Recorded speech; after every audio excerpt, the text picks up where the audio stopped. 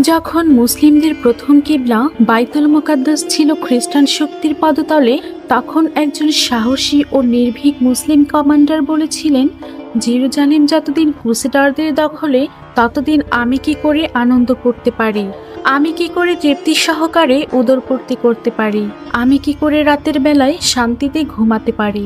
আজ আমরা ইতিহাসের সেই ঘনজন্মা মানুষটির গল্প জানব। তিনি ছিলেন মুসলিম বিশ্বের একজন অকুতোভয় বীর সেনানী, যার দৃঢ়তা ছাড়িয়ে যায় পর্বতের উচ্চতাকে। তিনি ছিলেন ক্রুসেডের মহানায়ক, যার নেতৃত্বে মুসলিমদের পবিত্র স্থান বাইতুল মুকাদ্দাস প্রায় 100 বছর পর খ্রিস্টানদের দখলমুক্ত হয়েছিল। তিনি জীবনভর পশ্চিমা শক্তির বিরুদ্ধে লড়াই করেছিলেন, অথচ তার বিরল ব্যক্তিত্বে মুগ্ধ হয়ে পাশ্চাত্যের ইতিহাসেই তাকে স্থান দেয়া হয়েছে একজন সমীহ জাগানো আদর্শ সমরনায়ক হিসেবে। পৃথিবীর সবচেয়ে ন্যায়পরায়ণ